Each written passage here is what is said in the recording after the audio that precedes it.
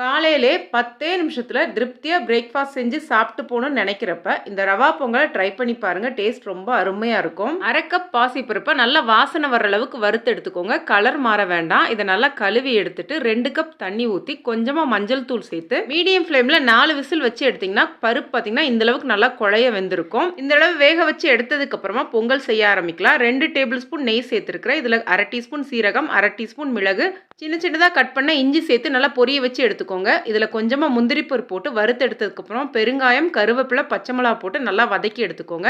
இதுல பாத்தீங்கன்னா 1 கப் ரவை சேர்க்கிறேன். ரவையை லோ ஃப்ளேம்ல வச்சு 3ல இருந்து 4 நிமிஷத்துக்கு நல்லா வறுத்து எடுத்துக்கோங்க. இந்த அளவு வறுத்து எடுத்ததுக்கு அப்புறமா தேவையான அளவு உப்பு, கொஞ்சமா மஞ்சள் தூள் சேர்த்துக்கோங்க. மஞ்சள் தூள் ஆப்ஷனல் தான், உங்களுக்கு விருப்பம்னா சேர்த்துக்கோங்க. இதோடவே நம்ம வேக வச்சிருக்க பருப்பை சேர்த்து நல்லா கிளறி எடுத்துக்கோங்க. தண்ணி பாத்தீங்கன்னா 3 கப் தண்ணி வந்து நல்லா கொதிக்க வச்சு எடுத்துக்கோங்க. நல்லா கொதிக்கிற தண்ணியை லோ ஃப்ளேம்ல ரவையை வச்சுட்டு கொஞ்சம் கொஞ்சமா தண்ணி சேர்த்து கட்டிகள் இல்லாம இந்த அளவு கலந்து எடுத்துக்கோங்க. பொங்கல் இந்த அளவு தளன்னு இருக்கும்போது லோ ஃப்ளேம்ல ஒரு 3 நிமிஷம் மூடி வச்சு எடுத்துருங்க. 3 நிமிஷம் கழிச்சு நல்லா ஒரு வாட்டி பெரட்டி எடுத்துட்டு கேஸ் ஆஃப் பண்ணிட்டு திரும்ப ஒரு 3 நிமிஷம் மூடி வச்சுட்டு சுட சுட சர்வ் பண்ணீங்கன்னா டேஸ்ட் ரொம்ப அருமையா இருக்கும். இந்த ரவா பொங்கலை செஞ்சதுமே சுட சுட சாப்பிட்டுருங்க. அப்பதான் டேஸ்ட் நல்லா இருக்கும். அதோடவே சாப்பிடும்போது கொஞ்சமா மேலே நெய் ஊற்றிட்டு சாப்பிடுங்க. அப்பதான் ரொம்பவே அருமையா இருக்கும். கண்டிப்பா ட்ரை பண்ணி பார்த்துட்டு கமெண்ட் பண்ணுங்க. வீடியோ பிடிச்சிருந்துச்சுன்னா லைக் பண்ணுங்க. நன்றி, வணக்கம்.